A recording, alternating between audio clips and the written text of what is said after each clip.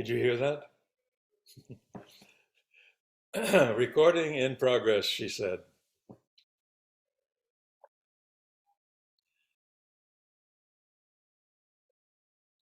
Um, in addition to those environmental parameters, I haven't been doing anything like this for the past 5 years for a variety of reasons. One of them being that I generally choose not to do things online. I stopped tutoring when the pandemic started, and that's how long my beard has been growing, um, because I didn't need to trim it to appear in public.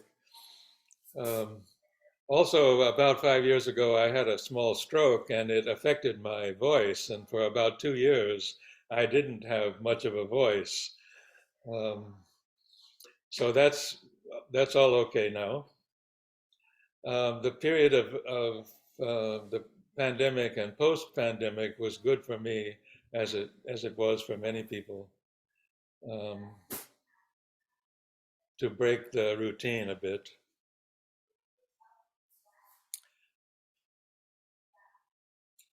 Some people broke the routine quite radically, but fortunately, none of us did that.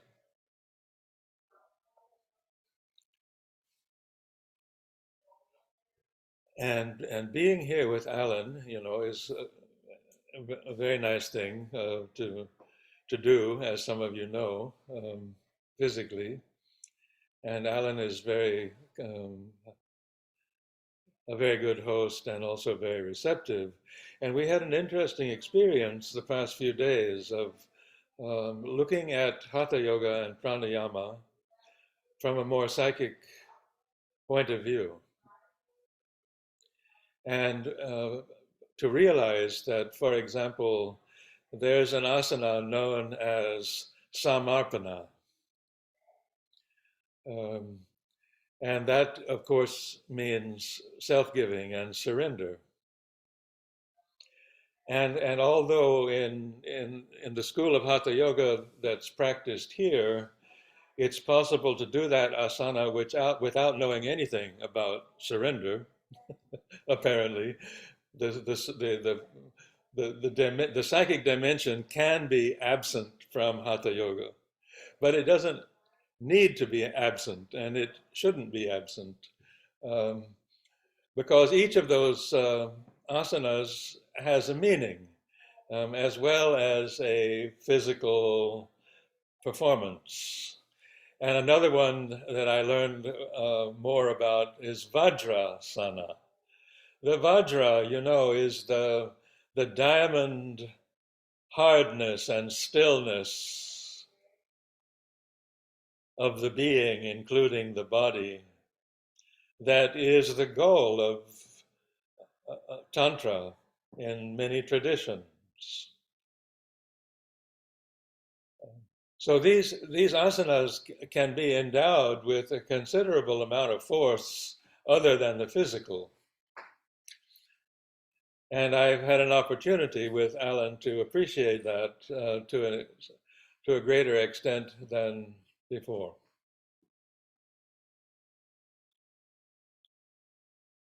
I'm sure Noah knows about that.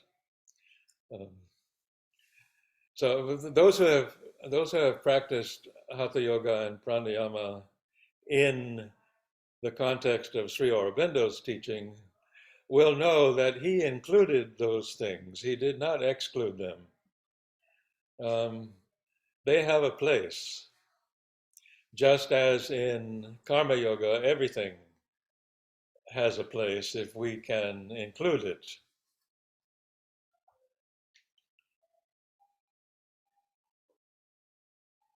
All of our life activities can be opportunities or fields for Atma Samarpana. Um, and that's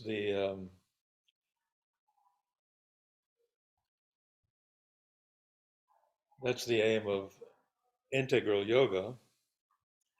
And I'll come to that um, later on in the day in a sequence that we have called Introduction to Yoga and the Principles of Yoga.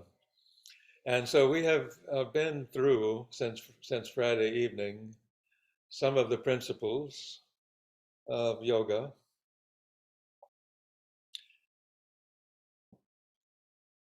That are especially common to Hatha Yoga and Pranayama, with some mantra included, because in Vedic um, hymns and invocations of Agni, the the mind is helped to become silent, and the psychic being is helped to ascend through the invocation of Agni. And the expansion of consciousness into the universal divine love and truth and beauty of existence is facilitated by in the invocation of Varuna and Mitra. So the mantra is an integral part of um, the yoga that Sri Aurobindo has taught and practiced, and that we follow, just as Hatha Yoga and Pranayama can be a part of that, and especially Pranayama. So these are the ideas that we've been considering during the past 3 sessions.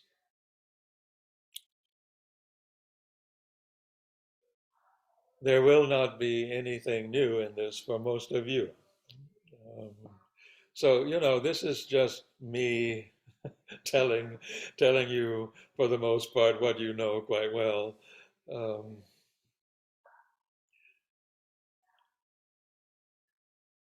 and that can be useful in terms of the smriti, the shruti and the drishti and the smriti are uh, reinforced by the word, and the word is that, or that is the word in context of most mystical and tantric traditions. Um, I have been using and referring to a chart that I made that I think I can briefly show you here. Some of you have already seen it. Um, and this kind of chart, share screen, it's not there. So we tried to open this earlier and have it on the screen. But no, Alan, we have to worry about it here right now. We're going to have to minimize this and open that chart again.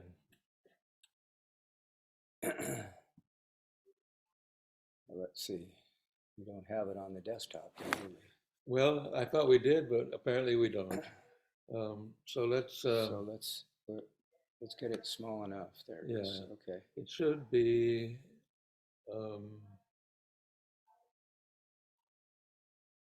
back here somewhere. Let's see if we can just move this whole thing. No, can't do it. Should be right behind that image. You can move those guys off of the screen.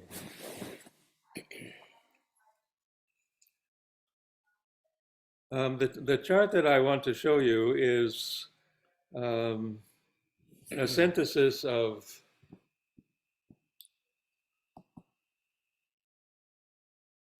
now click on the Zoom screen to put it in front.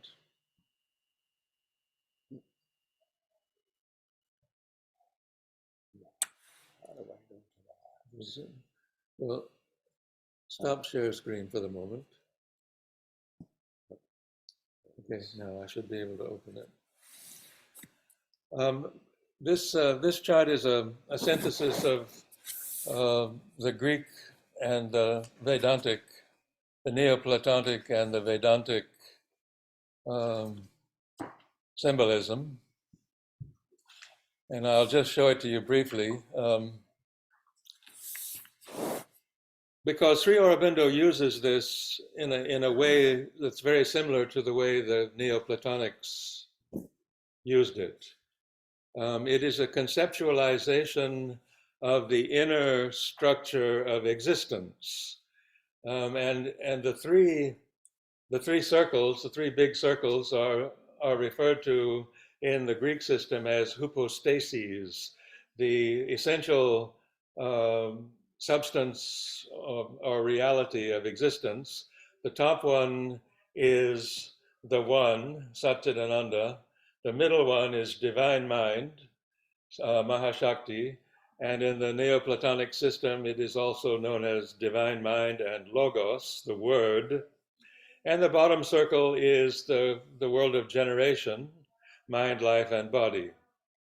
And in that world of generation, we know that there are principles that we perceive in everything, such as the principles of proportionality, mutuality, and universality. And these principles are realities in themselves. They are not just derivations by the mind from its perceptions. In fact, it's the opposite. Proportionality and mutuality and universality exist in things because they are the essence of things. And those essences emanate from that middle circle in the form of gods. For example, Indra, Vayu, and Agni, and many others that we've heard about. And so through forms and structures and qualities, we actually can perceive their essences or gods, and we can follow those back to their origin in the principles of the Mahashakti, truth and power and beauty and love and others, justice and order and harmony. These are original emanations into that middle circle of the Divine Mother from that higher infinite being, the being of those principles, which emanate through the Mother into the forms of this world of space and time and generation. And if we think about an order like this, you know that in the first canto of the second book of Savitri, Sri Aurobindo invokes this inner structure of existence, without which, he says, consciousness would not be possible. And so this understanding is the understanding of the world that we are able to have, and all the mystical traditions of knowledge have had, because of what is now known as the intuition, which is a function of the right brain. And the scientific knowledge that we have of all of these things is known as ratiocination. It's this rational left brain that we have. And these two hemispheres of our brain are working together all of the time, but especially in our print-based culture and our scientific culture, the left brain function has become much more dominant. And in order to restore balance and allow our right brain intuition to resume its rightful role, yoga provides some very important and meaningful practices and ideas. And so we, from the psychological point of view, we can understand all of this, but as brain science understands it, but to understand it fully means to retrieve that holistic and peripheral and essential point of view. And in order to do that, it's necessary to silence that practical mind, that rational mind. So silence of the mind and purification of the mind, Sri Aurobindo proposes to be the very first and most important foundation of yoga. And the way that it is done is by the will. The will in us, instead of pursuing all the things that our will is in the habit of pursuing, that will can be used to rather reject those movements and to renounce that mind and allow the psychic being to come forward and illuminate uh, its world in direct association with those higher planes.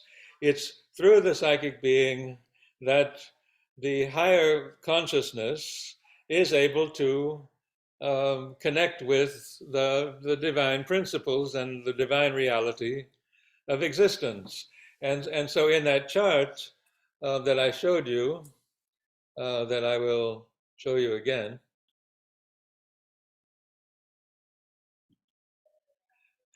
in the center of that chart is this little flower called nous, and in the Neoplatonic tradition, it's known as anthos nous, the flower of intelligence. Intelligence at the top of its range of possibility blossoms in a way that receives the light of the divine mind. And it's exactly what Sri Aurobindo means by the higher buddhi passing into the vijnana and receiving the descent of the divine knowledge and force and truth of the Mahashakti. And as I have been studying this Neoplatonic system for the last few years, I have reread Sri Aurobindo in a way that I was only vaguely aware of before. But in almost every paragraph of Sri Aurobindo's writing, he employs this Greek terminology. I've always thought that his interpretation of Vedanta was Platonic, but the more I have learned about the terminology that they used, the more I'm able to appreciate that Sri Aurobindo was very much aware of both the Platonic and the Vedantic tradition through Greek and through Sanskrit, and both of them were informing his own experience. If we look into the record of yoga, we will see that he's actually writing these things in Greek words, and he's referring frequently to the hermetic ideation, the higher thinking, as a tool of his sadhana. And so let me just remind you of something that he wrote in the Synthesis of Yoga, which highlights this idea and highlights the idea. He said, he writes that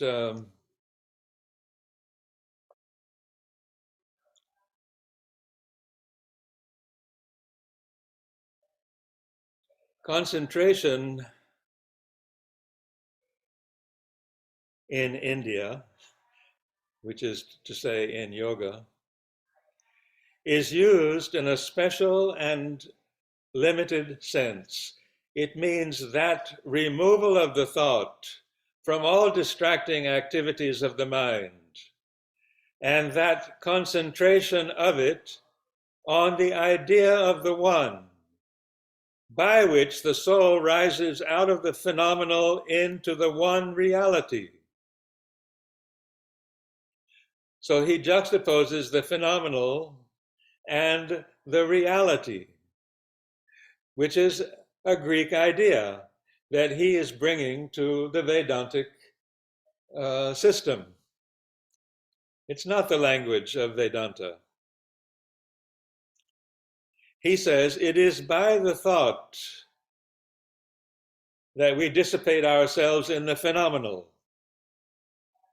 It is by the gathering back of the thought into itself that we must draw ourselves back into the real.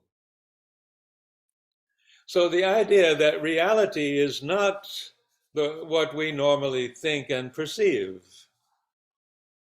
is an essential, absolutely necessary distinction that we must make in our mind perpetually, constantly. And later on, there's a passage in which he says, practice. The practice of the will to discriminate between the phenomenal and the real is, he says, a practice that must be carried on constantly. So in order to carry on that practice constantly, it helps us to know what the real is. And so his most of his teaching is about that. And that chart of the planes is a symbolic representation of the real. The real is the transcendent, the universal, and the individual soul. In us, that individual soul and that universal soul and that transcendent soul, Purusha, are in us. We are that. And in order to realize that we are that, it helps to know something about that, what it is. And at the end of this chapter, and the one prior to it, concentration and the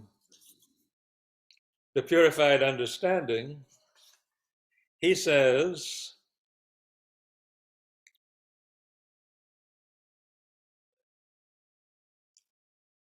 in a complete silence,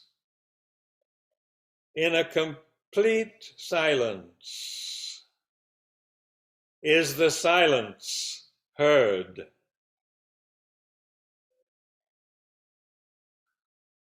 And he says, we shall know that as the silence and the peace. So there's this asana, Tad Brahman, which is standing vertically and peacefully with your hands down and allowing yourself to be that silence and stillness. So the Tada Asana, is symbolic of this idea. And with regard to this idea, Sri Aurobindo says further, this concentration proceeds by the idea, using thought, form, and name.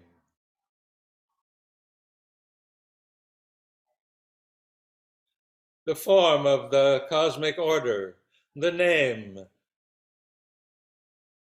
Purusha, Mahashakti, the Divine Mother, the Satchidananda,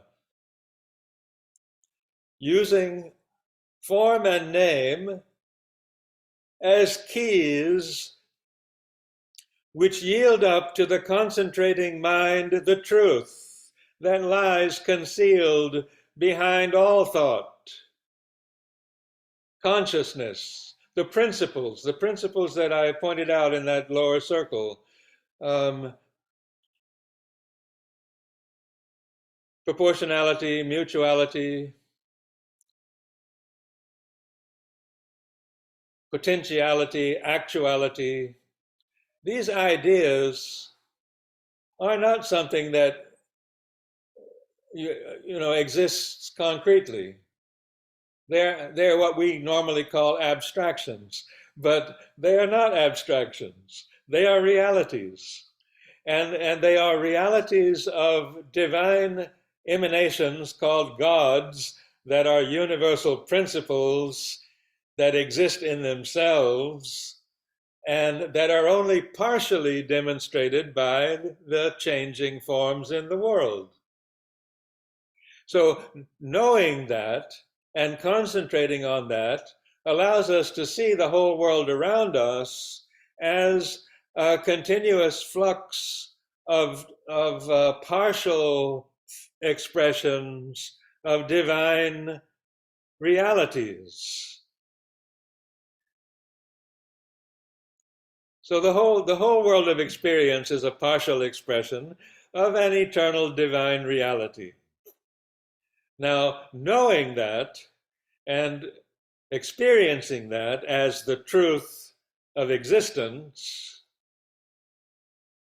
alters our vibrational relation to everything.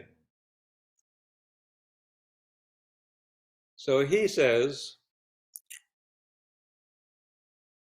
it is through the idea that the mental being rises beyond all expression to that which is expressed, to that of which the idea itself is only the instrument.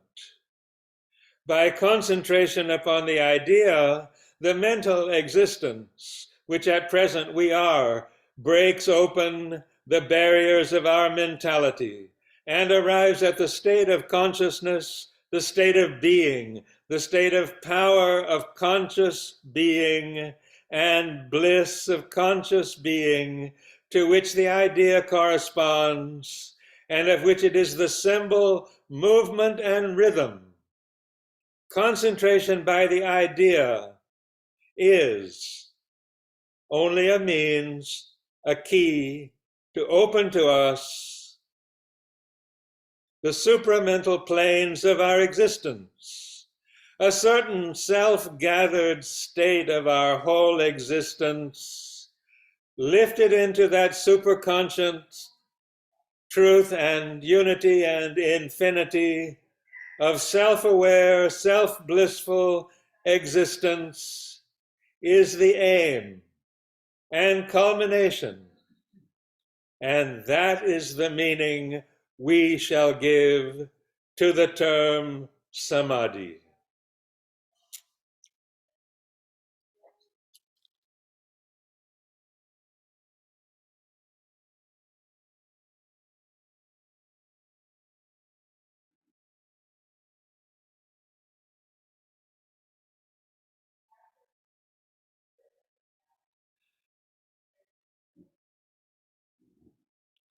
Well, in traditional Raja Yoga, which begins with silencing the mind,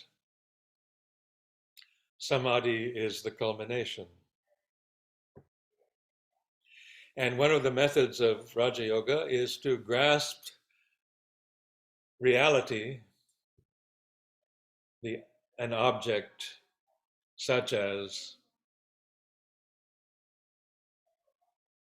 the gods and the good and the true and the beautiful, or any object, to grasp that object totally as ourself, to concentrate in such a way that we grasp objects of our consciousness as being part of ourself, which is samyama. And what Sri Aurobindo has just described is exactly that. So he uses these principles of Raja Yoga in a very concentrated and powerful way But the samadhi that he is speaking of is not a withdrawal into the absolute silence. It is a realization of the absolute silence and stillness in things, the self of things, not just the inner self in the meditative withdrawal of the Purusha from Prakriti,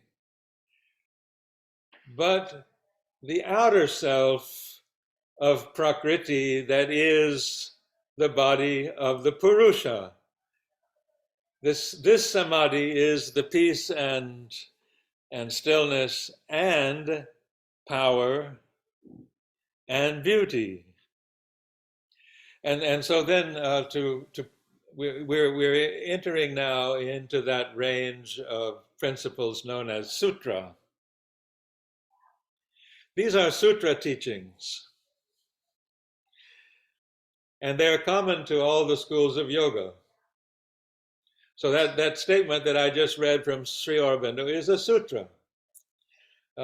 He elaborates it a little bit more, but not much. And so the idea of sutra as um, a couplet from the Upanishads, or a phrase from Patanjali. Sri Aurobindo enlarges in terms of our current use of language and thought in modern times, and elaborates slightly those fundamental principles, but still, this belongs to the tradition of Sutra. And if you're a practitioner of Buddhism, you will know that the teachings that are given always in all the orders of Tibetan Buddhism, for example, the teachings that are given over a day or 2 or 3 days from a text are sutra teachings, and they embody these principles just like this in the synthesis of yoga. In Sri Aurobindo's commentary on the Kena Upanishad, for example, uh, he gives us about 15 short chapters of commentary on 35 couplets from the Kena Upanishad. And what he writes in those 15 short chapters is the same thing as is written in those 35 couplets from the Kena Upanishad. It's absolutely the same thing, but it's in our modern way of speaking and thinking and writing and teaching. Um, so we can consider this massive work of Sri Aurobindo as his sutra teaching, and we should, because these sutras are absolutely essential for our understanding of anything, and we must not read them as long treatises on philosophy. In fact, each chapter is a teaching in itself. There is not much relationship between them. Each one, each of the 40 um, or however many chapters there are in the Life Divine is a separate teaching and a transmission of fundamental principles. And so I was recently observing, I have been recently observing and telling people that I got this collection, seven volumes of the original writings of Sri Aurobindo in the Arya. And in the Arya, every month, his journal called the Arya, every month for 7 years without a break, he wrote one chapter of each book. And so the reader of his original writing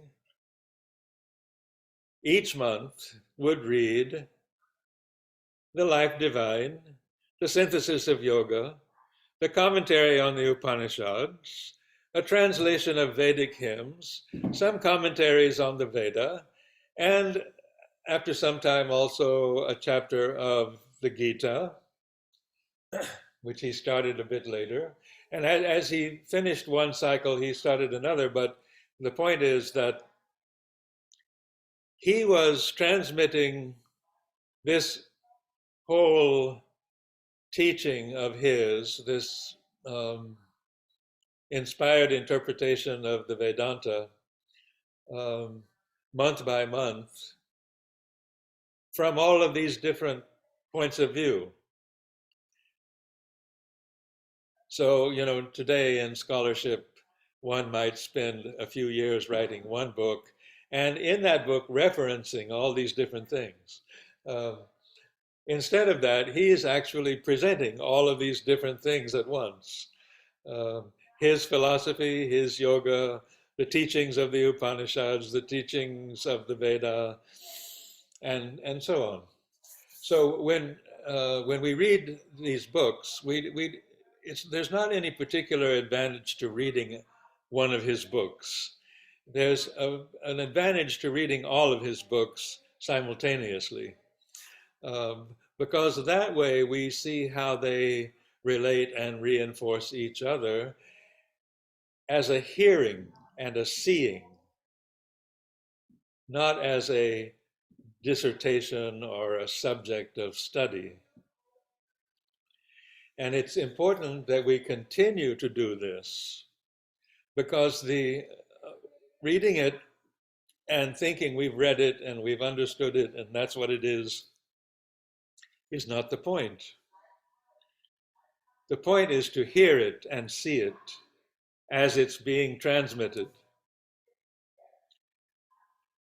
And this is not just once, it's continuously that it helps the consciousness to remember, to see, and to hear the reality, and not to be overly burdened with the phenomenal, which we think is the reality.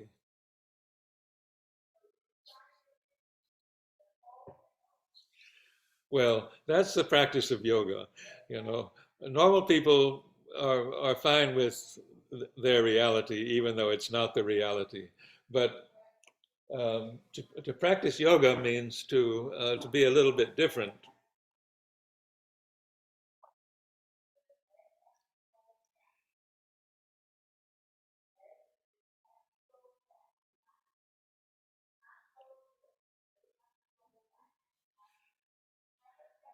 The sun is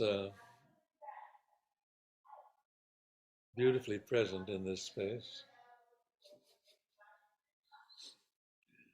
Maybe if I switch this way,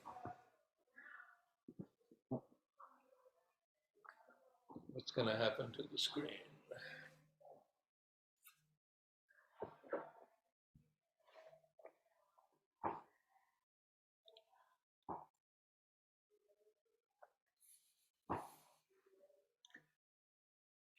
Yeah. What you don't understand is that there are these very beautiful polished pine floors here that you can just scoot around on, and appreciate.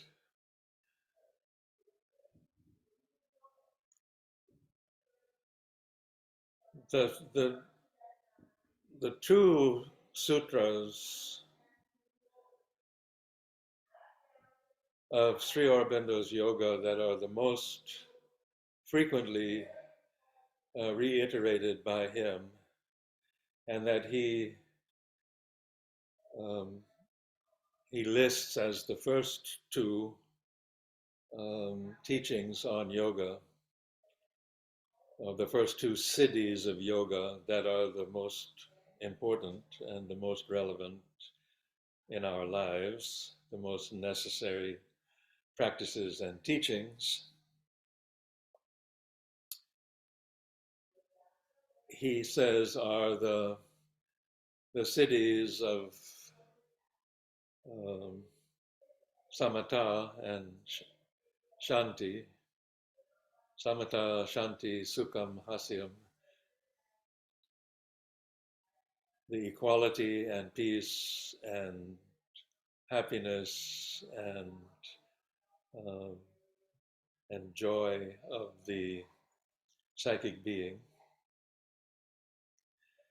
and the siddhi of the Shakti siddhi, Virya, Shakti, Shraddha, Daivi, Prakriti, Shraddha. Daivi Prakriti is sometimes called Bhagavat Shakti.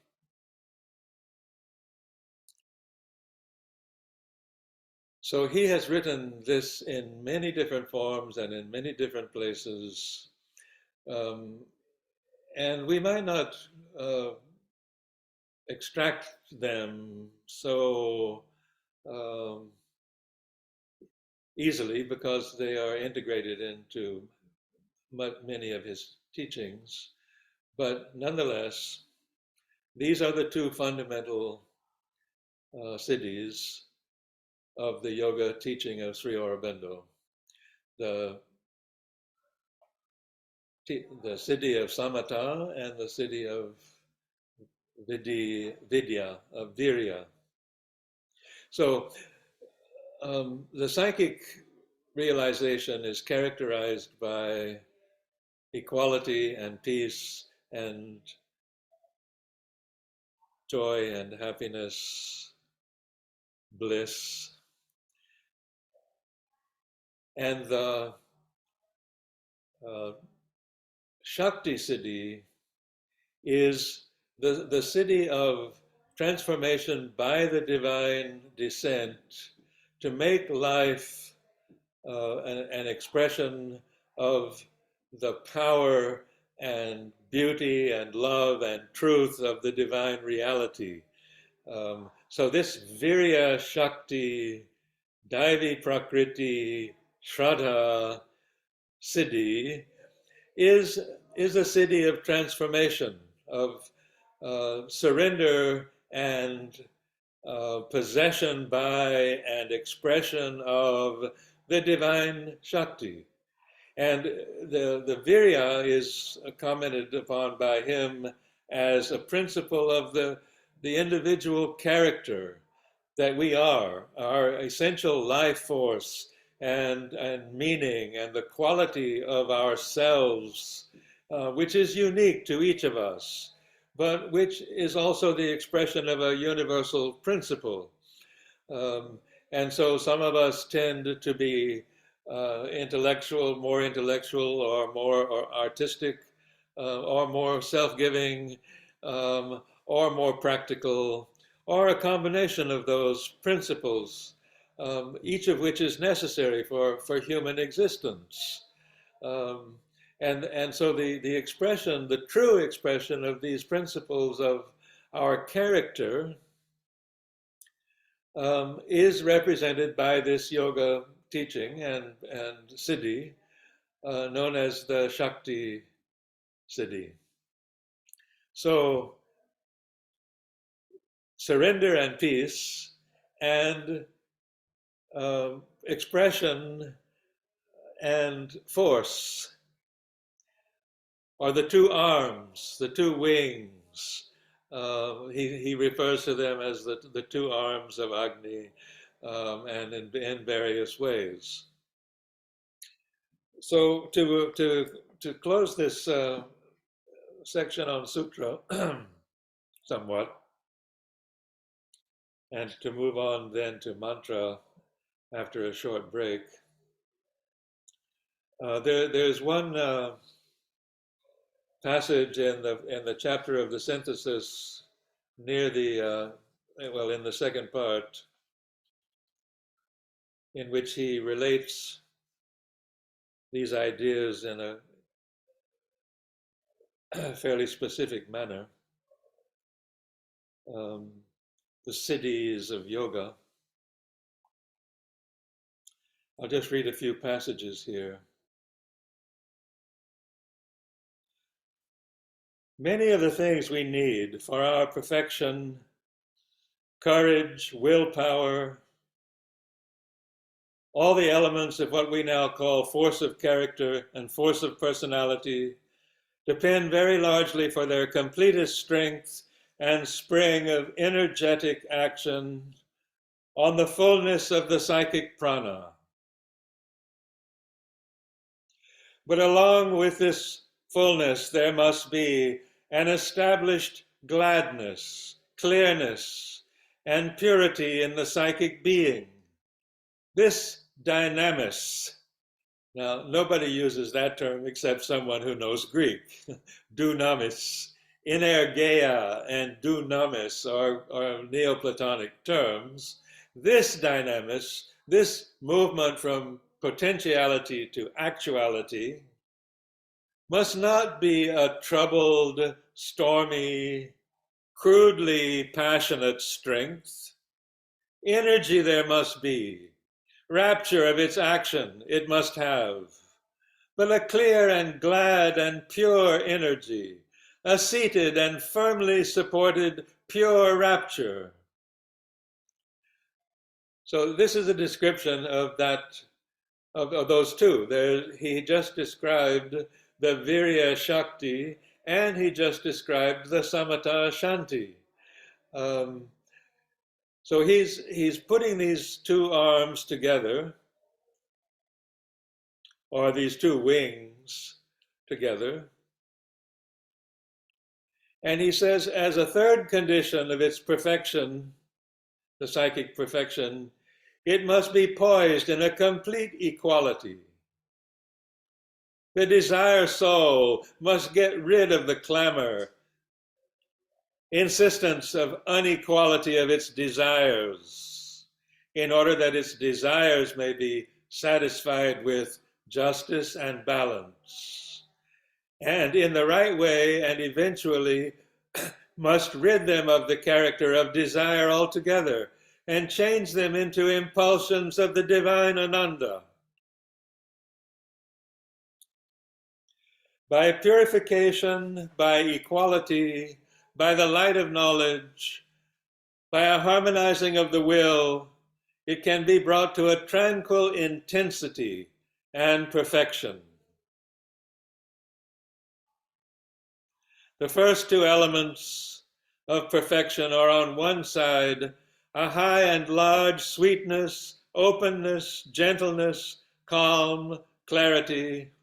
On the other side, a strong and ardent force and intensity.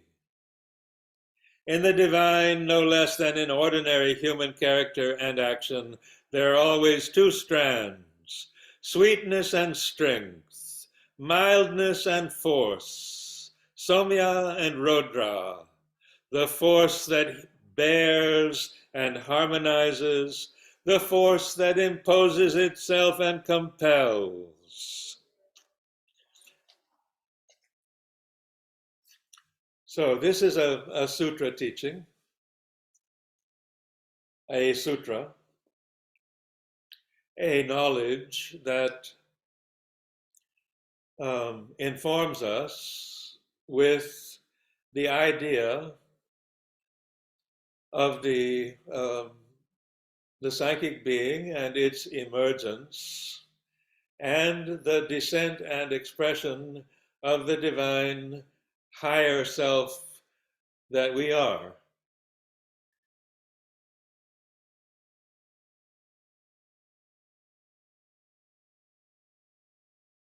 Yoga Sutra.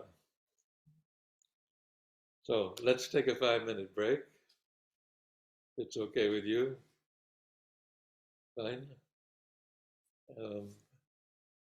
And we will see us shortly upstairs. Stop the recording. And it's warm upstairs. You might want to reconsider that. I don't want to reconsider it though.